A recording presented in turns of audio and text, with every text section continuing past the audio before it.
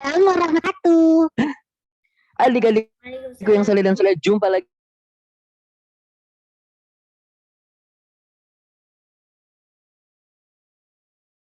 Nah, adik-adik, seperti biasa, sebelum-belumnya kita sudah bersama-sama membahas tentang kisah para sahabat, yaitu mereka yang pernah bertemu Nabi, mereka yang hidupnya dalam keadaan Islam, dan wafatnya pun dalam keadaan Islam.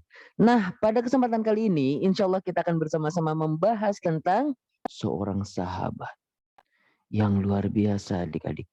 Dia adalah juru tulisnya Rasulullah Sallallahu Alaihi Wasallam. Beliau menuliskan wahyu-wahyu Allah. Nah, siapakah sahabat tersebut? Yuk adik-adik, sebelum kita mulai, alangkah baiknya kita berdoa dulu kepada Allah. Semoga Allah mudahkan kita dalam belajar hari ini. Doa sebelum belajar. Rabbi zidni ilman warzuqni fahman. Ya Allah, tambahkanlah ilmuku dan berilah aku pemahaman. Amin. Baik, sebelum kita mulai, yuk kita bersyukur kepada Allah Subhanahu wa taala yang telah memberikan nikmat-nikmatnya yang banyak sekali kepada kita, sehingga pada sore hari ini kita bisa berkumpul di rumah masing-masing. Adik-adik, salawat serta salam tak lupa kita panjatkan kepada Nabi kita Muhammad Sallallahu Alaihi Wasallam yang telah membawa umatnya dari zaman jahiliyah menuju zaman yang penuh dengan hidayah. Nah, adik-adik, kita akan bersama-sama membahas tentang seorang sahabat yang luar biasa. Ternyata kalau dulu kita pernah membahas tentang Utsman bin Affan yang beliau terfitnah sehingga fitnah tersebut sampai-sampai menjadikan diri beliau meninggal oleh kaum muslimin itu sendiri. Terjadi peperangan, terjadi pemberontakan. Utsman bin Affan yang seorang Islam dibunuh oleh orang Islam yang lain. Tetapi ternyata kisahnya tidak sampai situ. Kisahnya sampai kepada Muawiyah bin Abu Sufyan bin Umayyah bin Abdisyam. Nah, yuk sebelum kita kemana-mana lebih jauh, lebih baik kita berkenalan dulu dengan namanya. Ya, nama asli beliau adalah Muhammad bin Abu Sufyan bin Umayyah bin Abdisyam. Sekali lagi adik-adik, Muawiyah bin Abu Sufyan bin Umayyah bin Abdisyam. Sekali lagi adik-adik, Muawiyah bin Abu Sufyan bin Umayyah bin Abdisyams. Sudah hafal? Nah, setelah kita berkenalan dengan namanya, sekarang kita berkenalan dengan ciri-cirinya. Kalau ciri-ciri Kagung alisnya tebal. Kalau ciri-cirinya Muawiyah bagaimana nih? Adik-adik harus tahu. Ternyata para sahabat itu Masya Allah. Ya, diantaranya Muawiyah yang akan kita sebutkan. Ciri-cirinya yang pertama, Muawiyah itu tampan. Wah, alias ganteng. Kulitnya putih, badannya tinggi. Wah, udah deh pokoknya. Ya, kalau udah putih, tinggi, ganteng, Masya Allah. Itu udah idaman banget bagi para kaum wanita ya. Nah itu dia. Oke, sekarang kita kenalan dengan nama ayahnya. Siapa nama ayahnya? Ya jelas dong. Kan Muawiyah bin Abu Sufyan. Berarti nama ayahnya adalah Abu Sufyan. Nama kakeknya siapa, Kak Agung? Kakeknya adalah Umayyah. Kakek buyutnya siapa, Kak Agung? Kakek buyutnya adalah Abdisyams. Ya, tadi kita sudah ulangi. Muawiyah namanya, Abu Sufyan nama ayahnya, Umayyah nama kakeknya, Abdisyams kakek buyutnya. Muawiyah bin Abu Sufyan bin Umayyah bin Abdi Syams. Oke. Sekarang kita kenalan sama ibunya. Ya. Ibunya siapa adik-adik? Ternyata ibunya bernama Hindun bin Utbah binti Robi'ah. Kita ulangi. Hindun binti Utbah binti Robi'ah. Jadi ternyata nama ibunya adalah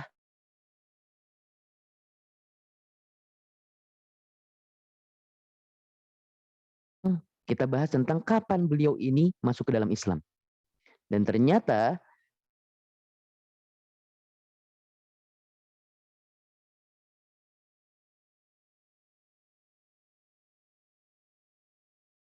jadi Hudaybiyah, orang-orang kafir Quraisy menghalangi orang-orang Islam untuk masuk ke dalam kota Mekah.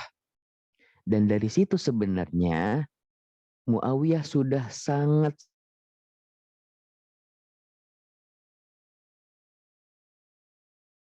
menceritakan kepada ibunya Hindun, Umi, aku ingin memeluk agama.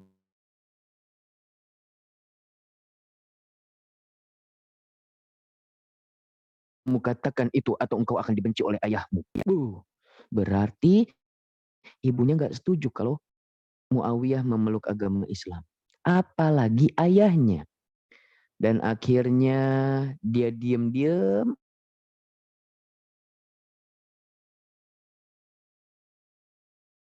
terjadilah Fathul Makkah. Fathul Makkah adalah ketika orang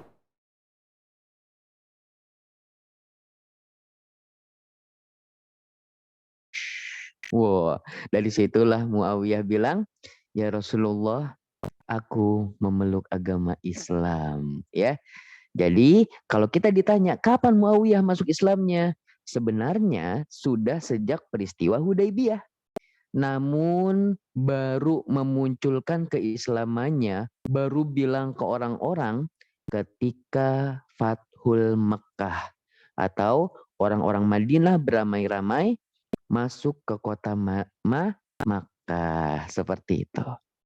Baik, itulah dia kisah tentang keislamannya Muawiyah. Nah, sekarang kita akan bahas nih kelebihan-kelebihan atau kebaikan-kebaikan Muawiyah. Apa saja Kak Agung? Ya, yang pertama yaitu didoakan oleh Nabi Muhammad. Bayangin adik-adik, kita kalau didoain sama guru itu senengnya luar biasa. Kita didoain sama syekh misalnya ya, itu senengnya luar biasa. Apalagi ini didoain sama orang yang dijamin masuk surga. Didoain sama orang-orang yang pemimpinnya orang-orang muslimin, yaitu Nabi Muhammad Sallallahu Alaihi Wasallam. Nabi Muhammad berdoa untuk Umayyah. Ya Allah, jadikan Muawiyah ini adalah orang yang memberi petunjuk. Dan engkau memberinya petunjuk. Berikanlah ia petunjuk dan berilah petunjuk kepada orang lain melaluinya. Wah, maksudnya apa sih Kak Agung? Ya, maksudnya apa? Yaitu agar Muawiyah senantiasa berada di dalam kebenaran. Dan semoga apa yang diucapkan Muawiyah agar orang-orang mengikuti kebenaran tersebut. Sehingga tidak ada orang-orang yang tersesat. Itu yang pertama. Didoakan oleh Nabi. Kemudian Nabi Muhammad SAW juga pernah berpesan kepada Muawiyah. Apa pesannya? Nabi Muhammad berkata, hei Muawiyah, jika engkau nanti menjadi seorang pemimpin, maka bertakwalah kepada Allah dan berbuatlah adil. Masya Allah. Dari situ Muawiyah senantiasa bertakwa kepada Allah, senantiasa melakukan apa yang diperintahkan Allah, menjauhi apa yang dilarang oleh Allah, kemudian dia benar-benar berlaku adil. Sampai-sampai setiap kota, setiap tempat yang dipimpin olehnya, selama 20 tahun dia memimpin, tidak pernah ada yang memberontak. Tidak pernah ada yang mendemo. Coba adik-adik zaman sekarang. Banyak banget orang-orang demo. Orang-orang nulis-nulis di kertas. Orang-orang nulis di spanduk. turunkan Pak Presiden. Oh, Pak Presidennya siapa ya? Ya. Kemudian apalagi turunkan ini, turunkan itu di demo, turunkan harga BBM. Orang-orang pada nggak senang adik-adik. Dan Masya Allah, ternyata ini Muawiyah bin Abu Sufyan, dia memerintah selama 20 tahun. Dan nggak ada yang memberontak. Karena orang-orang masyarakatnya sangat sayang sekali dengan beliau. Sangat cinta sekali dengan beliau. Sehingga nggak ada yang mau, jangan sampai Muawiyah digantiin dengan orang yang lain. Masya Allah ya. Ini dia luar biasanya Muawiyah. Ketika menjadi pemimpin, dia mengikuti apa yang diperintahkan oleh Nabi. Sehingga tidak ada yang memberontak di atas kepemimpinan beliau. Kemudian, yang ketiga adik-adik. Pernah suatu ketika, Abu Darda mengatakan kepada orang-orang, aku tidak pernah melihat ada orang yang sholatnya persis banget seperti Rasulullah Shallallahu Alaihi Wasallam kecuali Muawiyah. Jadi Muawiyah ini kalau sholat benar-benar diikutin semua apa yang dilakukan oleh Rasulullah. Dari awal sholat, takbiratul ihram, rukuknya, i'tidalnya, sujudnya, gerak-geraknya semuanya persis. Sehingga Abu Darda mengatakan tidak ada orang yang aku pernah lihat sholatnya mirip banget seperti Rasulullah kecuali Muawiyah. Masya Allah. Ini menandakan bahwasanya Muawiyah itu cinta banget sama Rasul. Sampai-sampai dalam hal ibadah sekecil apapun dia ikuti. Dia lihat, dia pantau, dan dia kerjakan dengan baik. Oke, itu dia yang ketiga adik-adik. Nah, sekarang yang keempat nih. Apa yang keempat? Yang keempat, kaum muslimin pernah ya, suatu ketika kaum muslimin pernah menjauhi Abu Sufyan. Siapa Abu Sufyan? Abu Sufyan adalah ayahnya Muawiyah. Dan Abu Sufyan waktu itu masih dalam keadaan kafir. Ketika Abu Sufyan dalam keadaan kafir, kemudian dia memeluk agama Islam, banyak orang-orang kaum muslimin yang gak mau kumpul-kumpul sama Abu Sufyan. Banyak kaum muslimin yang gak mau ngeliatin Abu Sufyan. Karena dulu Abu Sufyan pas jadi orang kafir itu galaknya luar biasa kepada orang muslim. Sampai akhirnya adik-adik, Abu Sufyan laporan kepada Nabi Muhammad Sallallahu Alaihi Wasallam. Wahai Nabi Allah, berikanlah kepadaku 3 perkara. Kemudian Nabi Muhammad Sallallahu Alaihi Wasallam mengatakan, iya, ya. Kemudian Abu Sufyan berkata, aku memiliki perempuan Arab yang terbagus dan tercantik dan bernama Ummu Habibah binti Abu Sufyan dan aku telah menikahkannya untukmu. Masya Allah. Jadi Ummu Habibah adalah istri Nabi Muhammad yang mana beliau nikahi yaitu adalah anaknya Abu Sufyan. Itu yang pertama. Rasulullah menikahi Ummu Habibah, wanita tercantik di Arab. Wanita terbagus, terbaik lah pokoknya ya. Namanya Ummu Habibah. Anaknya Abu Sufyan. Kemudian, aku sudah menikahkannya kepadamu.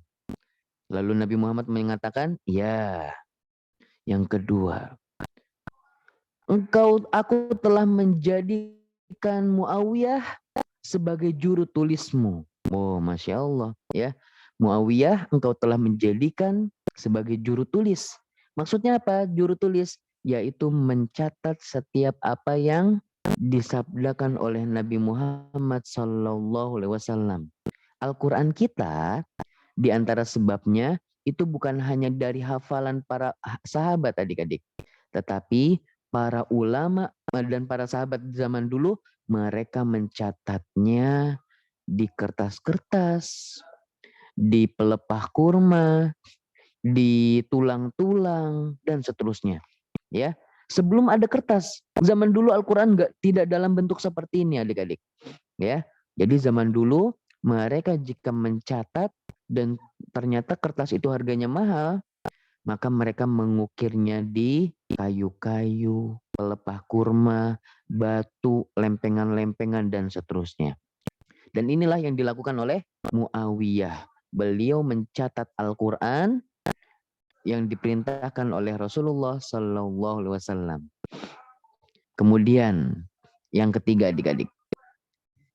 Yang ketiga yaitu Abu Sufyan berkata, perintahkanlah kepadaku hingga aku memerangi orang-orang kafir sebagaimana dahulu aku memerangi orang-orang muslim. Masya Allah. Jadi Abu Sufyan ini benar-benar ingin memeluk agama Islam seutuhnya. Ingin diakui sebagai orang Islam seutuhnya. Sehingga Abu Sufyan berkata kepada Nabi Muhammad, wahai Nabi Muhammad, perintahkanlah kepadaku agar aku memerangi orang-orang kafir. Sebagaimana dulu aku memerangi orang-orang muslim dan aku akan berjihad fisabilillah. Kemudian kata Nabi Muhammad, iya. Nah ini dia adik-adik. Jadi setelah Muawiyah memeluk agama Islam, Abu Sufyan juga memeluk agama Islam, yaitu ayahnya sendiri. Kemudian, nah ini yang kelima ya adik-adik ya. Di antara kebaikan-kebaikan Abu Sufyan yang kelima. Pernah suatu ketika ada seorang budak milik Ibnu Abbas, ya, budak ini dia laporan kepada Ibnu Abbas. Wahai Ibnu Abbas, ada apa? Sesungguhnya Muawiyah sholat witir hanya 1 rakaat. Nah, adik-adik ada yang tahu nggak sholat witir? Ya, sholat witir itu adalah sholat yang dilakukan sejumlah rokaatnya ganjil-ganjil. Bisa 1, bisa 3, bisa 5, bisa 7. Nah, budak ini yang milik Ibnu Abbas, dia heran. Wahai Ibnu Abbas, dia laporan karena kebingungan. Muawiyah sholat witir cuma 1 rakaat. Emang ada sholat 1 rakaat? Dan ternyata kata Ibnu Abbas radhiyallahu an, dia mengatakan, wahai anakku, wahai budak, dia telah melakukan hal yang benar. Sholat witir itu bisa dilakukan 1 rakaat, 5 rakaat, 7 rakaat, ataupun lebih. Yang penting jumlahnya witir. Witir itu artinya ganjil adik-adik. 1, 3, 5, sesuatu yang nggak bisa dibagi 2. Ya, itu namanya witir. Kemudian, Masya Allah. Nah, itu dia tadi kita telah menyebutkan tentang keutamaan-keutamaan Muawiyah. Ya, Masya Allah banyak sekali. Didoakan oleh Rasulullah. Kemudian beliau menjadi juru tulisnya Rasulullah yang menuliskan Al-Quran yang selama ini kita baca Al-Qurannya. Ya, kemudian ternyata tidak hanya kebaikan-kebaikan saja yang banyak saja. Walaupun orang itu sudah berusaha berbuat baik adik-adik, tetapi pasti ada saja ujian-ujian yang akan ia terima. Di antaranya apa? Di antaranya Muawiyah pernah terkena fitnah, ya. Di antaranya ketika bersama Ali bin Abi Thalib, yaitu saat beliau menolak pembaiatan kepada Ali bin Abi Thalib. Ya, maksudnya apa Kak Agung? Muawiyah nggak mengakui bahwasanya Ali bin Abi Thalib adalah pemimpin setelah Utsman bin Affan. Wah, padahal semua para sahabat udah sepakat. Habis Nabi Muhammad meninggal, kemudian Abu Bakar, kemudian Umar, kemudian Utsman, maka setelahnya Ali. Para ulama sudah bersepakat adik-adik. Ya, para sahabat sudah bersepakat. Tetapi Muawiyah nggak mau. Aku tidak ingin membaiatnya sebagai pemimpin. Aku tidak mengakui dirinya sebagai pemimpin. Loh, kenapa ini? Ternyata dikarenakan ketika terjadi pembunuhan Utsman bin Affan. Utsman bin Affan itu telah memimpin kaum muslimin. Berusaha sebaik mungkin dengan kaum muslimin, tetapi ternyata apa? Dia terkena fitnah. Orang-orang kaum muslimin terkena fitnah. Sehingga ada orang-orang Khawarij ya yang ingin membunuh Utsman bin Affan. Dan akhirnya apa? Terjadilah peperangan, penggerbekan, pembunuhan kaum muslimin dengan kaum muslimin. Kalau adik-adik udah ada yang pernah ngikutin kajian Kak Agung tentang Utsman bin Affan, ya, ini kisahnya luar biasa adik-adik. Kaum muslimin masuk ke rumahnya Utsman bin Affan, kemudian Utsman bin Affan bilang, jangan ada yang melindungiku. Padahal kalau waktu itu Utsman bin Affan bilang, lindungi aku, maka kelompoknya Utsman bin Affan akan berperang dengan kaum muslimin yang lain. Tetapi enggak. Utsman bin Affan mengatakan, jangan ada yang melindungiku. Aku tidak ingin terjadi peperangan antara sesama kaum muslimin. Akhirnya ketika orang-orang muslim yang jahat, ketika orang-orang muslim yang terkena fitnah itu masuk, kubrak. Lalu kemudian membunuh Utsman bin Affan. Utsman bin Affan nggak melakukan apapun. Dia pasrah. Kemudian akhirnya Utsman bin Affan pun meninggal. Nah, dari sini Muawiyah kesel. Muawiyah bilang kepada Ali bin Abi Thalib, "Hei Ali bin Abi Thalib, kalau engkau tidak menghukum orang-orang yang telah membunuh Utsman bin Affan, maka aku tidak akan mengakuimu sebagai pemimpin." Wah, dari sini akhirnya apa adik-adik? Terjadi permusuhan yang lama, hampir sudah lama sepanjang 5 tahun. Hingga terjadilah Perang Siffin. Masya Allah. Meskipun para sahabat menilai bahwasanya Ali adalah berada di pihak yang benar dan Muawiyah keliru di dalamnya. Tetapi para sahabat tetap membela Muawiyah karena apa? Karena kalau terjadi fitnah di antara dua para sahabat, maka jika yang satu benar, dia akan mendapatkan 2 pahala. Dan jika yang satunya lagi keliru, maka dia akan mendapatkan 1 pahala. Jadi Ali di pihak yang benar. Insya Allah Allah akan memberikannya 2 pahala. Dan Muawiyah tidak disalahkan oleh para sahabat. Bahkan para sahabat mendoakan beliau.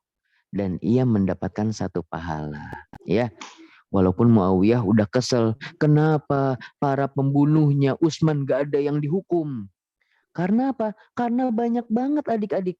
Pembunuhnya Utsman itu bukan cuma 1 orang, 2 orang, tapi banyak. Dan Ali bin Abi Thalib nggak bisa ngehukum semena-mena langsung dihukum semuanya. Karena mereka juga orang Islam. Dan mereka terkena fitnah yang dahsyat. Ya, sehingga Ali bin Abi Thalib menanti-nantikan, nanti. Dan akhirnya ketika Ali bin Abi Thalib wafat, kemudian digantikanlah dengan Hasan bin Ali bin Abu Thalib, ya. Namanya adalah Hasan bin Ali bin Abu Thalib. Kemudian ketika Hasan mengundurkan diri, maka diangkatlah Muawiyah kembali sebagai seorang pemimpin, ya. Nah, seperti itu. Jadi akhirnya berujung bahwasanya Muawiyah menjadi seorang pemimpin selanjutnya setelah Hasan bin Ali bin Abu Thalib.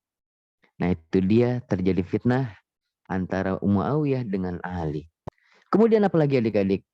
Setelah kita menyebutkan kebaikannya, kemudian sebab-sebab dia terkena fitnah, kemudian akhirnya setelah beliau lama, ya, beliau pun akhirnya menghembuskan nafas terakhirnya di 60 tahun Hijriyah, yaitu di tahun ke-60 setelah hijrahnya Nabi Muhammad bersama para sahabat dari kota Mekah ke Madinah.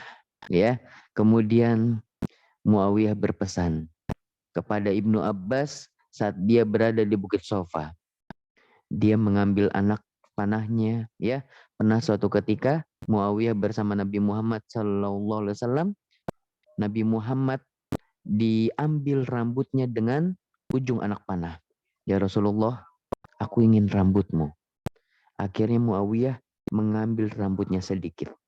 Rambutnya Rasulullah, ya. Kemudian ia memasukkan rambut-rambut tersebut ke beberapa tempat dan disimpan di beberapa tempat. Fungsinya buat apa? Setiap anggota tubuh Nabi itu mengandung keberkahan.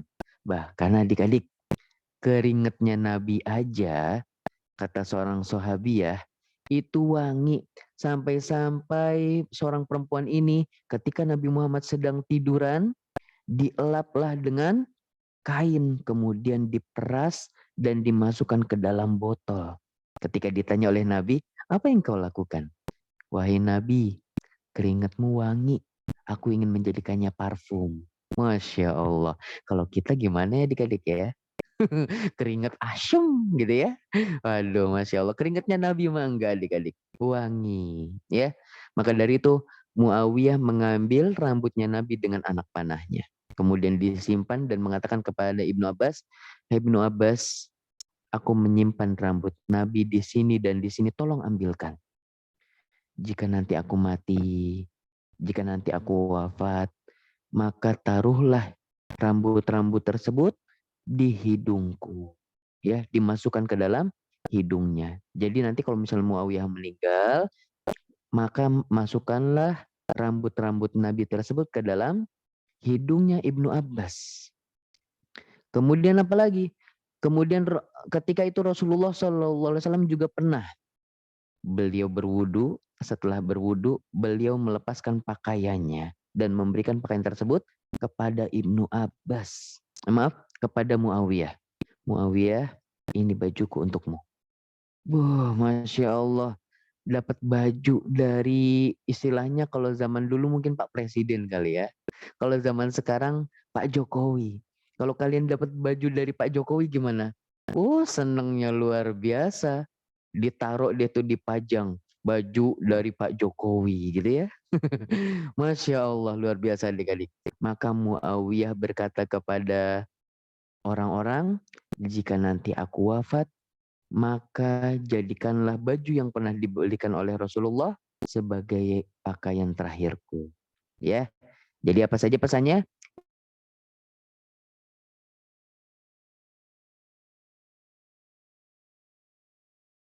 Dipakaikan ketika Muawiyah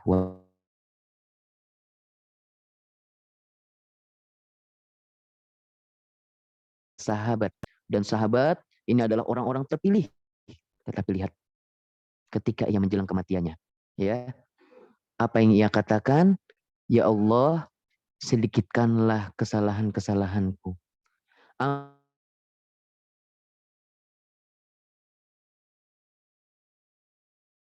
Kemudian dia mengatakan, inilah kematian. Tidak ada tempat yang orang-orang melarikan diri darinya. Dan setelah kematian itu adalah sesuatu yang lebih menakutkan dan lebih mengerikan. Padahal ini adalah seorang sahabat yang pernah bertemu dengan Nabi, hidupnya bersama Nabi. Dia memeluk agama Islam dan wafatnya pun dia dalam keadaan Islam. Tetapi ia merasa ketakutan. Kenapa? Saking takutnya sampai-sampai dia berkata kepada Allah, dia berdoa kepada Allah, ya Allah, sedikitkanlah kesalahanku. Ampunilah dosaku, maafkanlah aku dengan kelembutanmu. Dia ketakutan. Sekelas sahabat ketakutan adik-adik.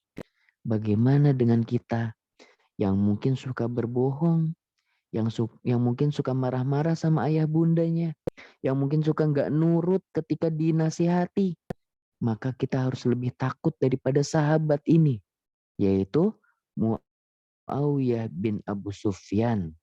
Yuk kita banyak-banyak bertobat kepada Allah Subhanahu wa taala agar kita dimasukkan ke dalam surganya Allah. Jika kita pernah melakukan kesalahan kepada ayah bunda, maka kita minta ampunannya. Umi, Abi, aku minta maaf ya. Aku takut dosa.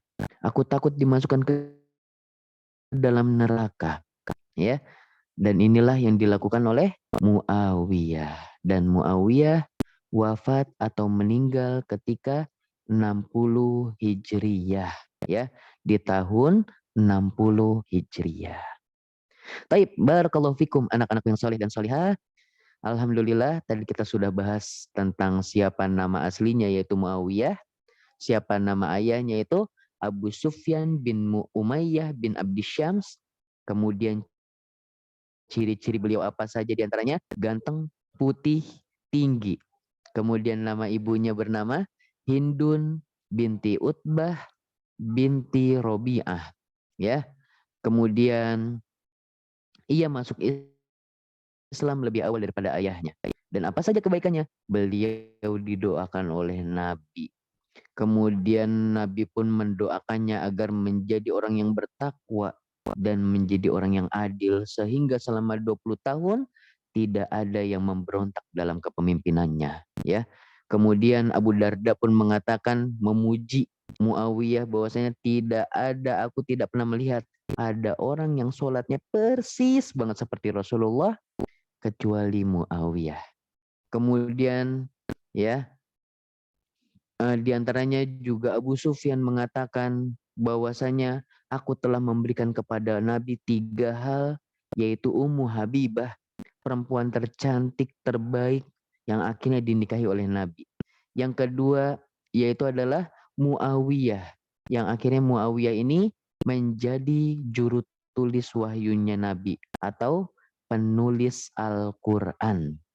Dan kemudian ya Muawiyah juga adalah seseorang yang melakukan sholat witir sebanyak 1 rakaat. Di saat orang-orang bingung, ya, di saat budaknya Ibnu Abbas bingung, kenapa dia melakukannya hanya 1 rakaat? Ternyata yang dilakukannya adalah seperti yang dilakukan oleh Rasulullah Sallallahu Alaihi Wasallam. Itu sholat witir, artinya sholat ganjil yang dilakukan 1, 3, 5, ataupun 7, ataupun seterusnya. Yang penting jumlahnya ganjil. Dan ketika itu, kenapa Muawiyah tidak mengakui kepemimpinannya Ali bin Abi Thalib? Dikarenakan Ali bin Abi Thalib tidak menghukum orang-orang yang membunuh Utsman bin Affan. Karena saat itu yang membunuh Utsman bin Affan banyak, ya, sehingga khawatir terjadi fitnah yang lain. Sehingga Muawiyah tidak mengakui Ali bin Abi Thalib sebagai pemimpin. Sampai akhirnya terjadilah perang Siffin, ya. Kemudian akhirnya beliau wafat, ya, dan Masya Allah banyak sekali keutamaan-keutamaan beliau. Beliau memiliki rambut yang ia minta kepada Rasulullah. Kemudian beliau juga memiliki baju milik bekas Rasulullah beliau gunakan ketika wafatnya Rasulullah ketika wafatnya Muawiyah radhiyallahu an, ya. Jadi ingat adik-adik, Nabi jika ia memiliki sesuatu, air keringatnya kah, ya, rambut-rambutnya kah, bahkan darahnya, itu semua memiliki keberkahan. Maka dari itu Muawiyah ingin wafat digunakan pakaiannya Nabi. Dan rambut-rambut Nabi dimasukkan ke dalam hidungnya Muawiyah radhiyallahu an. Taib, barakallahu fikum. Untuk selanjutnya Kak Agung persilakan bagi yang mau bertanya. Ya, Kak Agung persilakan nih. Ada 1, 2, 3. Oh, 1. Kita mulai dari Malika coba. Assalamualaikum Malika. Mau bertanya apa? Pak Agung, ibunya Muawiyah masuk Islam nggak? Ya, Hindun maaf, Kagung lupa nih ya. Hindun ibunya Muawiyah binti Utbah binti Robi'ah akhirnya memeluk agama Islam juga. Ya, yaitu ketika Fathu Makkah juga. Ketika orang-orang kaum muslimin dari Madinah hijrah ke Mekah, Mekah sudah welcome, sudah terbuka untuk orang-orang Islam, maka di situ Hindun memeluk agama Islam. Hindun ini kita pernah bahas di kisahnya Hamzah. Hindun mengatakan ketika ayahnya dibunuh, Hindun bilang, ya, Hindun memesan atau menyewa seorang pembunuh bayaran atau ahli dalam menombak, yaitu Wahsy. Wahsy ini adalah orang yang jago banget dalam menombak. Dia kalau nombak pasti selalu kena. Maka Hindun mengatakan, "Hei Wahsy, bunuhlah Hamzah karena Hamzah telah membunuh ayahku." Ya. Kemudian ketika Wahsy berhasil membunuh Hamzah, Hindun membelah dada Hamzah. Jantungnya dimakan. Masya Allah, ya. Baik. Dan seterusnya. Sebentar ya adik-adik ya. Twing. Nah, Oke, itu dia tentang Hindun yang akhirnya memeluk agama Islam. Oke, selanjutnya ada lagi yang mau bertanya, ya. Ada dari Hasanah Pekanbaru. Assalamualaikum. Waalaikumsalam, Kak. Masya Allah. Iya, mau bertanya apa Hasanah? Kak, kan tadi kan kebaikan yang nomor 4 ini kan yang pertama Nabi menikah dengan Ummu Habibah. Nah, yang kedua kan penulis Al-Quran. Yang ketiga apa ya, Kak? Yang ketiga adalah Abu Sufyan minta agar ia diberangkatkan berperang, ya. Nah, ini dia permintaan Abu Sufyan. Agar Abu Sufyan diikutkan dalam berperang. Oke, barakallahu fiik, ya. Jadi Abu Sufyan ketika masuk Islam ternyata banyak orang-orang yang nggak senang sama dia. Jadi dia nggak mau ketemu orang-orang Islam nggak mau ngedeketin Abu Sufyan. Sehingga akhirnya dia mengatakan, wahai Rasulullah, aku ingin ikut perang melawan orang-orang kafir sebagaimana dulu aku memerangi orang-orang muslimin. Aku akan berjihad di jalanmu. Nah, seperti itu ya. Itu Abu Sufyan. Oke, selanjutnya di sini ada Bayu dan Azam. Assalamualaikum Bayu Azam.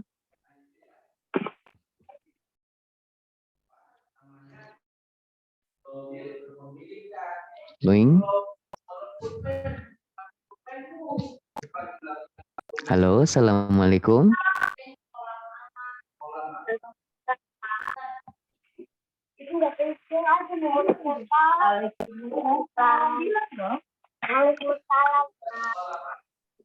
Masya Allah, mau bertanya apa nih Soli?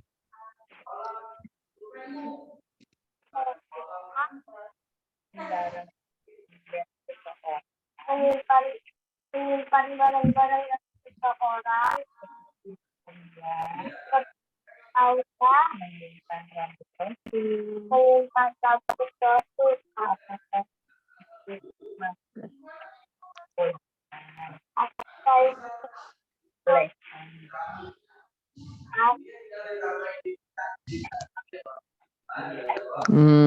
Kak Agung nggak denger nih adik-adik. Suaranya putus-putus, Bayu atau Azam ya ini ya. Nah, boleh deh kalau gitu kamu ketik aja pertanyaannya ya. Karena suaranya putus-putus, Kak Agung bingung. Nah, boleh nanti kamu ketik. Habis itu baru nanti insya Allah Kak Agung jawab ya. Baik. Barakallahu fiik Soli. Oke, selanjutnya silakan Muhammad Syafiq. Assalamualaikum Muhammad Syafiq. Waalaikumsalam, Kak. Masya Allah, mau bertanya apa nih Soli? Kak, saya mau bertanya. Tadi kan kita membahas sholat witir. Sholat witir itu apa?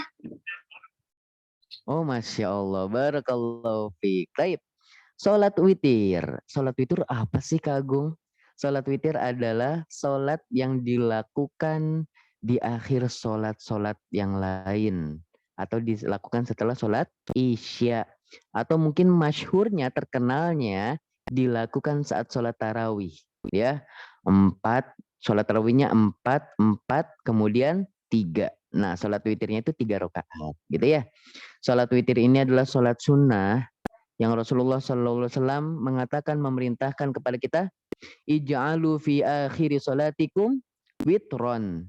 Jadikanlah di akhir sholat kalian witir. Boleh 1 rakaat aja. Dan ini Masya Allah termasuk di antara qiyamul lail, mendirikan malam-malam ya. Jadi kamu bangun di malam hari boleh setelah sholat isya langsung sholat 1 rakaat boleh ya. Boleh juga nanti kalau bangun malam-malam kemudian kamu sholat tahajud, habis itu ditutup dengan witir gitu ya. Nah, ini adalah sholat witir. Sholat yang dilakukan dengan jumlah ganjil 1, 3, 5, 7 dan dilakukan setelah sholat isya. Boleh setelah isya, boleh tidur dulu, nanti jam 12 malam bangun misalnya, jam 1 malam bangun misalnya, kemudian kalian sholat. Nah, itu dia namanya sholat witir. Oke, kemudian ada lagi yang bertanya, Abi yuk. Assalamualaikum Abi yuk. Waalaikumsalam. Kak, Masya aku mau Allah. nanya, Iya.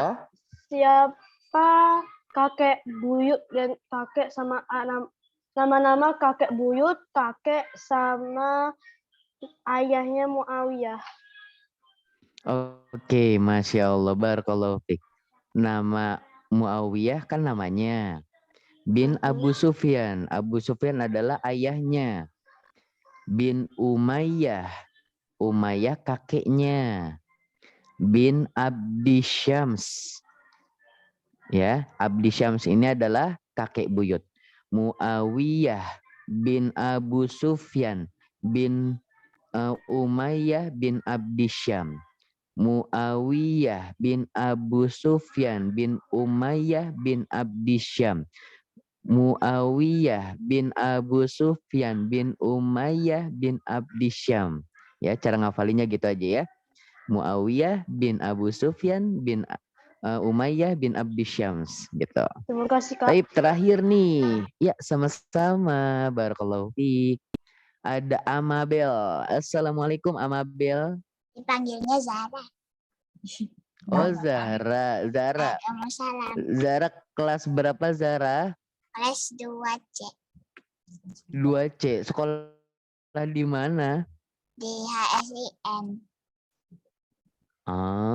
Apa itu? Homeschooling Imam Nawawi. Deh. Loh, ini macet Kak. Ulangi. Nama sekolahnya apa? Homeschooling Imam Nawawi. Oh, homeschooling Imam Nawawi. Masya Allah, baik. Zara mau bertanya apa, Solihah? Kan tadi Muawiyah dikuburnya sama rambutnya Nabi. Nah, zaman dulu apa emang diperbolehin, kalau sekarang boleh nggak hukumnya? Zaman dulu Muawiyah dikuburnya sama rambutnya Nabi. Kalau zaman sekarang emang kita punya barang-barangnya Nabi? Punya nggak? Nggak punya. Itu Bahkan kita punya benda-benda kesukaan gitu. Boleh. oh, Masya Allah. Baik. Ini pertanyaannya bagus. Ya, pernah. Dan ini dari agama yang lain, yaitu agama Cina, orang-orang Cina. Jadi orang-orang Cina sebagiannya mereka kalau dikubur itu dengan barang-barang kesukaannya. Ya, yaitu apa? Yaitu misalnya Kak Agung suka banget nih sama apa ya? Sama peci. Kak Agung ada bawa peci 2. Maka Kak Agung nanti kalau meninggal tolong kuburin Kak Agung sama peci. Kak Agung suka tas. Maka nanti kalau Kak Agung meninggal tolong kuburin Kak Agung pakai tas. Suka mobil. Maka nanti orang Cina itu dikuburin dengan mobil. Dan jawabannya, boleh nggak kalau kita dikubur dengan barang-barang kesukaan kita? Jawabannya tidak boleh. Ya, kenapa Muawiyah kok boleh dikubur dengan barang-barang kecintaannya, yaitu milik Nabi? Karena itu milik Nabi. Ingat, Nabi itu memiliki keberkahan. Ya, Nabi itu keringatnya wangi, kemudian bajunya memiliki keberkahan, rambutnya memiliki keberkahan. Masya Allah adik-adik. Ya, jadi Muawiyah berharap dengan ia memakai pakaian tersebut, ia akan didekatkan dengan Nabi di surga. Ya, sedangkan jika kita kita dikubur dengan barang-barang kesukaan kita, apa yang kita harapkan? Apakah biar nanti kita akan nanti di surga ketemu tas lagi? Ya, aku mau dikubur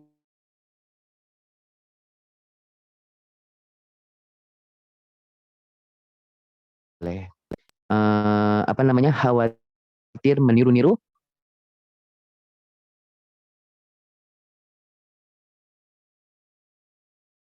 orang Islam, ajarkan hal-hal kecuali Muawiyah, ya. Muawiyah karena ia memiliki barang-barang milik Nabi dan ingin kebaikan darinya. Taib, barakallahu fiik, Zara. Nah, sekarang Kak Agung ada pertanyaan.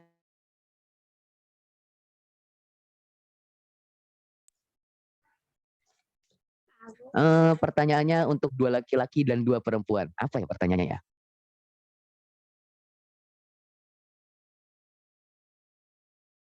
turunin dulu tangannya ya. Twing. Nah, yang pertama, siapa yang bisa menyebutkan nama ayahnya Muawiyah, nama kakeknya, nama kakek buyutnya, nama ibunya? Siapa yang bisa menjawab? Hitungan ketiga, angkat tangan. 1, 2, 3. Ding ding ding ding ding ding ding ding. Kita lihat siapa ya. Di sini ada Zara Amabel. Assalamualaikum Zara. Waalaikumsalam. Oke, silahkan coba sebutkan siapa nama ayah, kakek, dan kakek buyutnya Muawiyah. Ayahnya Abu Sufyan, kakeknya Sufyan, kakeknya. Boleh lihat buku kalau kamu nyatet. Jadi nggak nyatet nama lengkapnya. Oke, coba Kak Agung bantu. Umay. Kakeknya Umayyah, terus Kakek buyutnya. Abdusyam. Wih, keren, Masya Allah, nggak nyatet tapi bisa ya. Nah, nanti biar nggak lupa dicatat ya. Umayyah bin Abdisyam. Sekarang sebutin nama ibunya. Ibunya Siapa nama ibunya? Hindun binti Utbah bin Robi'ah. Binti Robi'ah. Bin Robi'ah, betul ya? Masya Allah. Barakallahu fiik. Alhamdulillah. Taib. Masya Allah, luar biasa ya. Hindun binti Utbah bin Robi'ah. Oke, selanjutnya. Nah, nanti Zara, silakan kamu tulis alamat kamu. Kemudian nanti kamu bisa hubungin Kak Agung lewat IG, Kak Agung Tio. Atau kamu nanti bisa langsung menghubungin nomor yang ada di flyer. Tempat kamu tahu dari mana kajian ini. Di situ nanti ada nomor teleponnya. Ya, bisa hubungi ke nomor itu ya.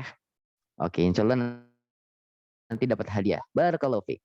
Kemudian pertanyaan kedua, siapa yang bisa jawab ya?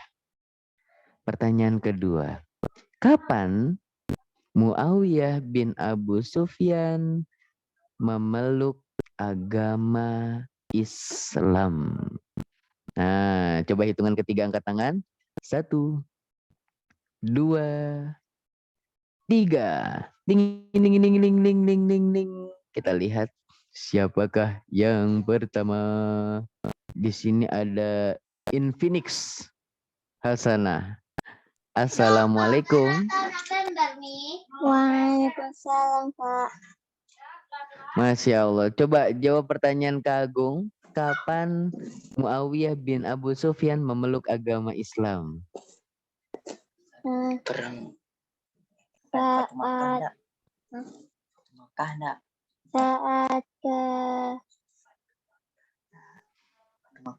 saat ke Mekah, saya nggak catat. Oh gitu, Masya Allah. Jadi saat kapan? Fathul Makkah, Masya Allah. Dibantu kakaknya ya? Iya. Saat Fathul Makkah? Masya Allah. Udah lama nih nggak kelihatan nih. Ya, jadi awalnya sebenarnya Muawiyah bin Abu Sufyan memeluk agama Islam sebelum Fathul Makkah. Yaitu ketika peristiwa perjanjian Hudaybiyah. Itu udah memeluk agama Islam. Tapi masih ngumpet-ngumpet karena takut ketahuan ayahnya. Ya, baru deh tuh bilang, kemudian menyebarkan bahwasanya aku sudah memeluk agama Islam. Yaitu ketika Fathul Makkah. Taib, barakallahu fiik. Silakan nanti kirim alamatnya ke nomor panitia, oke? Ya, terima kasih Kak. Barakallahu fiik. Ya, wa jazakillah khair. Selanjutnya, siapa yang bisa ngasih tahu ke Kak Agung atas sebab apa Muawiyah kenapa Muawiyah nggak mau mengakui kepemimpinannya Ali bin Abi Thalib? Ini pertanyaan ketiga ya. Kenapa sih Muawiyah ketika Ali bin Abi Thalib menjadi pemimpin dia nggak mau ngakuin? Ya, jawabannya siapa yang bisa menjawab? Hitungan ketiga, angkat tangan. 1, 2, 3. Twing. Siapa nih? Di sini ada siapa ini? Risha Ciputat. Assalamualaikum Risha. Waalaikumsalam. Masya Allah. Kelas berapa Risha? Kelas 4 Kelas 4. Sekolah di mana? di Hanifah. Hanifah. Oh, Masya Allah. Kagung tahu Hanifah ya. Baik. Risha, jawab pertanyaan Kagung. Kenapa ketika Ali bin Abi Thalib menjadi pemimpin, kok Muawiyah nggak mau mengakui kepemimpinannya Ali? Kenapa Risha? Karena Ali bin Abi Thalib tidak mau menghukum yang orang-orang yang membunuh Utsman. Masya Allah, lengkap banget jawabannya. Barakallahu fiik. Oke, betul. Jawabannya adalah karena Ali bin Abi Thalib tidak langsung menghukum orang-orang yang membunuh Utsman bin Affan. Ya, barakallahu fiik. Silakan nanti Risha ketik alamatnya, tulis alamatnya ya. Kemudian kirimkan ke nomor telepon yang kamu dapat info kajian ini dari mana, ya. Barakallahu fiik. Yes. Atau boleh nanti langsung ke Instagram Kak Agung ya. Baik, satu orang lagi nih. Pertanyaannya adalah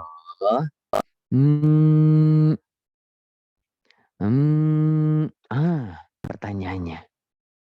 Sebutkan apa saja permintaan Muawiyah ketika Muawiyah hendak meninggal. Nah, siapa yang bisa menjawab? Ayo hitungan ketiga angkat tangan. 1, 2, 3. Di sini ada Kelana. Masya Allah, Kelana, namanya Kelana. Kagung baru tahu nih. Assalamualaikum Kelana. Halo, halo. Suaranya mana? Itu tadi ada suaranya tuh. Mana suaranya? Loh, kok hilang? Assalamualaikum. Nah, itu dia. Assalamualaikum. Loh, kok hilang lagi? Waalaikumsalam. Mana Kelana suaranya? Coba, Kelana, kamu kelas berapa? 4. Kelas 4. Sekolah di mana? SDN. SDN Cisauk. Bukan. Oh, homeschooling Imam Nawawi juga. Iya. Masya Allah. Oke. Oh, ternyata banyak juga yang homeschooling ya. Baik, Kak Agung bertanya nih ya. Kelana, apa saja sih yang diminta oleh Muawiyah agar sebelum ia wafat? Silakan jawab Kelana.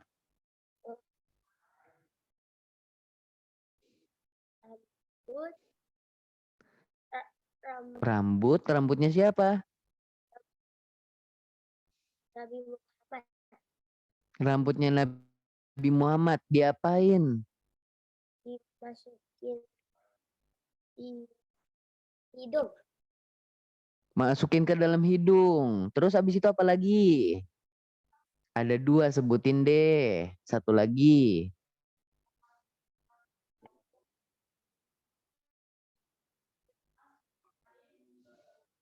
Baju.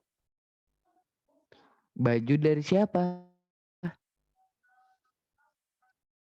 Baju dari Nabi Muhammad. Baju dari Nabi Muhammad. Disuruh apa ini?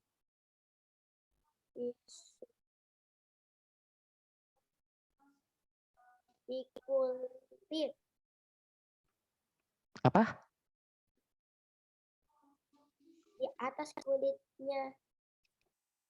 Oh, dipakaikan ketika Muawiyah wafat ya. Oke, barakallahu fiik. Baik, Kelana nanti silahkan kirim alamatnya ke nomor panitia ya. atau boleh langsung ke Instagram Kak Agung. Tapi di sini tadi ada pertanyaan lagi nih terakhir nih dari Bayu dan Azam. Assalamualaikum Kak Agung. Afwan izin bertanya. Jika kita menyimpan barang-barang seseorang, apa hukumnya? Seperti Muawiyah menyimpan rambut Rasulullah dan meletakkannya di tempat tertentu, apakah berarti kita juga boleh melakukan hal yang sama dengan barang tertentu dari seseorang? Ya, kalau kita punya barang nih ya adik-adik ya, misalnya kita dikasih barang dari seseorang, kemudian kita simpan, maka ini boleh. Tapi yang tidak boleh itu adalah ikut menguburkannya bersama kita. Ya, kita dikasih robot-robotan, lalu kita bilang ke Umi, Umi, nanti kalau aku meninggoy, nanti aku minta robot-robotanku dikubur bareng aku ya. Umi, aku punya kuda-kudaan My Little Pony. Nanti kalau aku meninggoy, nanti kuda-kudaannya dikuburin bareng aku ya. Jangan ya. Karena Muawiyah melakukannya adalah karena rambutnya dan pakaiannya Nabi itu memiliki kebaikan-kebaikan yang ia berharap agar ia didekatkan di surga. Kalau mainan robot-robotan My Little Pony, bisa nggak bawa kita ke surga? Naik kudanya gitu? Nggak bisa dong. Ya, naik robotnya gitu? Nggak bisa juga dong ya. Nah, maka ini kekhususan barang-barang Nabi Muhammad Sallallahu Alaihi Wasallam. Baik, barakallahu fiik adik-adikku yang saleh dan salihah. Alhamdulillah kita sudah selesai untuk kisah Muawiyah bin Abu Sufyan bin Umayyah bin Abdi Syams. Nah, untuk selanjutnya ya, bagi yang sudah tadi berhasil menjawab silakan kirim alamat kalian, dan bagi yang belum dapat, ingat kita sudah dapat pahala yang besar dari Allah Subhanahu wa taala. Semoga Allah menjadikan pertemuan kali ini pertemuan yang diberkahi dan menjadikan kita lebih dekat kepada surganya Allah, karena barang siapa yang menempuh perjalanan untuk menuntut ilmu, maka Allah mudahkan kita untuk menuju atau untuk masuk ke dalam surga. Barakallahu fikum. Yuk kita tutup kajian kita dengan doa kafaratul majelis. Subhanaka Allahumma wa bihamdika asyhadu an la ilaha illa anta astaghfiruka wa atubu ilaik. Wassalamualaikum warahmatullahi wabarakatuh. Sama-sama. Waalaikumsalam warahmatullahi wabarakatuh.